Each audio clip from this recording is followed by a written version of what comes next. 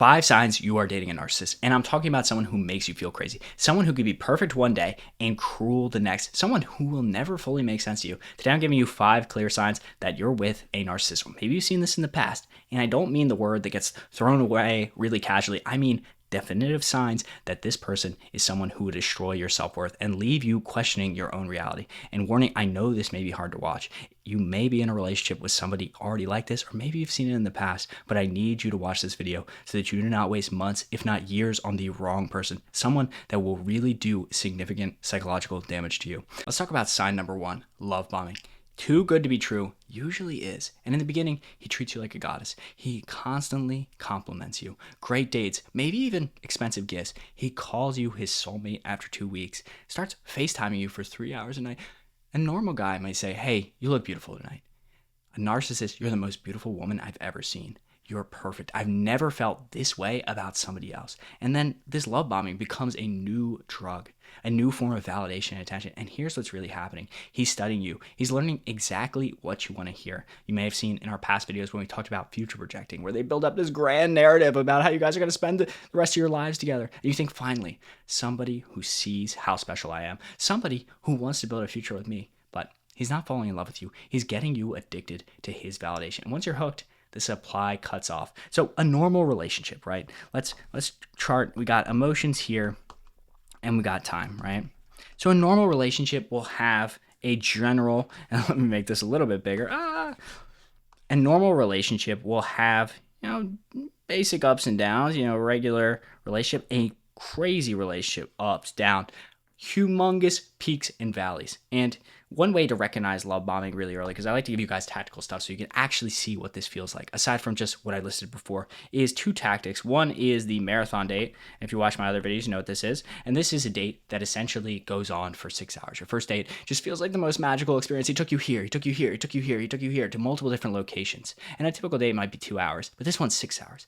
And you feel like, oh, I know him so well. He's so fun. He's so spontaneous. But this is really just to build up a false sense of intimacy with you.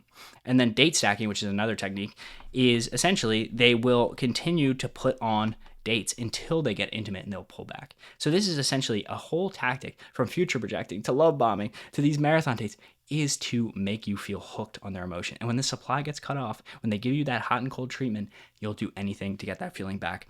So that's number 1. That's love bombing. Let's get into number 2. And this is, you feel like you're always walking on eggshells. You're always walking on eggshells. Eggshells. And if I was a better drawer, I would be drawing some eggshells right now. But unfortunately, I'm like the Picasso of the dating world, so you guys get what you get. You get these abstract drawings that I give you. And when we talk about walking on eggshells, I'm talking about one tiny thing sets him off. You used the wrong tone. You didn't text back fast enough, even though he takes a really long time to text you.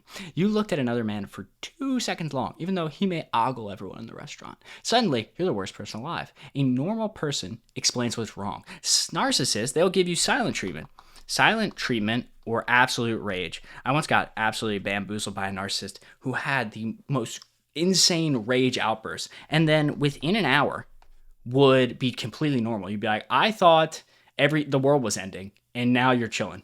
So they'll go from silent treatment to rage to being cool, and you're just like, whoa, what is going on here? And here's the twisted parts. You start changing everything about yourself because you don't want to avoid their explosions. You want to be like, oh, well, like the times that are really good, that 80% of the time that's really good is really good. But that 20% is absolutely horrific. You stop talking to your male friends. You change the way you dress. You apologize for things that aren't really ever your fault. You become a different person just to keep the peace. And when you're constantly scared of his reaction, you're not in love. This is survival mode, baby. We're in a bad spot. And it just is so bad where you just feel like you cannot be yourself. And this person that you liked, that you really thought cared about you, has now made your life like a living hell. And you're just like, I don't know what I'm going to say that's going to set this person up. And you might find yourself just going silent, not because you're trying to withhold your attention, your validation from this person, is because you feel like you can't say anything. And then let's get into this one, because this is so common, is, everything is your fault now. Everything's your fault. His mistakes, somehow about you. He cheats. You weren't giving him enough attention. He screams at you. Why did you make him so angry? He forgets your birthday. Why do you even care about stuff like that? You're being too needy. Oh, you saw other women on his phone. Why are you even looking at his phone? Normal people take responsibility for their action. Narcissists, they make you responsible for everything they do wrong. And somehow everything they do wrong, that's not wrong at all. It's your interpretation of the situation, and thus you are making it wrong. So this goes into gaslighting. You've seen that in other videos that we've done. Is you start to question your own reality. And you start thinking, maybe if I was a better girlfriend, he would treat me better. Maybe if I was just perfect, he would stop being so mad. But that never happens. So I need you to stop right there. When you're thinking these thoughts, you are not responsible for this man's behavior, this other adult's behavior ever.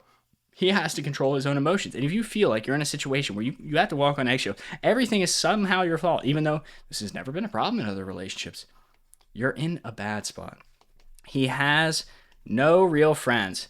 This one can be tricky because some people do have real friends. But let's talk about this scenario, because this is the one I see the most. Is no long-term friends is a massive red flag. If I could draw a red flag, I would. This is a red flag now, guys. Red flag. Humongous red flag. Pay attention to the relationships that are in his life. Does he have friends from college, high school? Anyone who's known him for years, are they around? Does his family still talk to him? Have you met them? Or does he only have work buddies? Does he constantly change cities? Is he somebody that other people like to do things for? Does he get gifts on his birthday? And here's why this matters. Because people who's known him for a really long time have figured him out. They've seen the patterns. They've walked away. A person that is a absolute manipulator, I can't better pronounce words today, can barely keep people in their life. They're constantly burning people. So you have to look at the people that are around them and be like, why does this person have no friends? Why do they have no real friends? Or why are they so small? This is another thing. Are they constantly getting in fights with their friends? That is not normal. That is not normal. So are people still around him?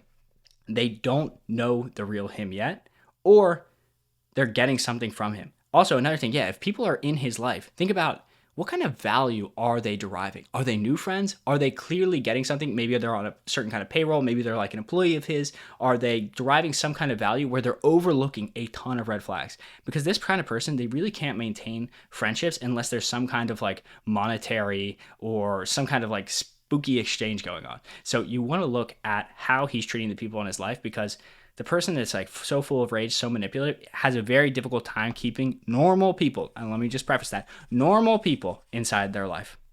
All right, let's go into number 5. And this is when you need them most. When you need him most, he goes ghost. He disappears. And this doesn't mean ghost is in like they never talk to you again. That just means they disappear. Your crisis, he's not there for. And this is one of the most heartbreaking signs. You get sick, you lose your job, something bad goes down in your family. You might think, surely now he'll step up for me. He'll show me that he cares. And this is when you need him the most. But instead, he starts to become distant, making excuses, getting annoyed that you're being so dramatic, that you're being so high maintenance. And here is the brutal truth. Narcissists cannot handle when the attention is not on them. And your pain means he's not getting attention. Oh, so somebody else needs attention. Your crisis means you're not the center of his world. So he abandons you when you're the most vulnerable. And I have a great example of this. One of my clients, their narcissistic ex would call them for 3 hours a day, literally drain all of the energy. And she would, want to talk a little bit about her in the 3 hours. And he'd be like, sorry, why are we talking about you? And it's just like, oh my goodness. Some people, like, you really just have to get these people out of your life. And the person who you should be safe around, your partner, the person you should feel safe around, they are becoming another source of pain. And a great way to recognize this is just like keep an understanding of your energy levels, right? Because the person that drains you, like let's say, this is your energy. And if I was a better drawer, I'd probably have like a battery here, and this is over time. So like maybe you guys started off, it was such a great experience. He did the crazy love bombing, but now over time you just keep decreasing. And the one thing is, when somebody drains you of your energy, they will eventually leave you. The person, and this is why I always like to say, fast forward the relationship. So fast forward the relationship. If this person takes all your energy, you're going to have worse health. You're going to have less wealth. You're going to be, less good relationships because they'll alienate people from your life. So your relationships go down. And then that person, what they're going to do is turn around in a few years. Let's fast forward this 3 years. And they're going to say, the person's less healthy. They're less wealthy. After they suck all the energy out of you, they will leave you. The person that drains you will leave you. So let's talk about the truth about narcissists. A narcissist does not see you as a full person. You are just a source of attention, admiration, validation that make them feel important. And the moment you stop being useful, you become very disposable. And that's not love. That's somebody that doesn't care about you because they're just using you. And if you recognize this in your relationship, I need you to run, not walk, because don't really give this person a chance to explain it. He's had so many chances to explain it. Don't let him promise to change. Don't fall for the tears, for the sadness. Oh, tell him it's over. Block him everywhere. No contact, no exceptions, because these people are so good at sneaking back into your life, giving you a little bit of the breadcrumb where you're like, oh, you know, that 80% of the time when they were a good spouse or when they were a good partner, oh, maybe he'll be like that again. They're not. They're not. And he'll say anything you want to hear because they know you. They know your insecurities. So don't fall for it. It's just a manipulation tactic. I love you. Ciao.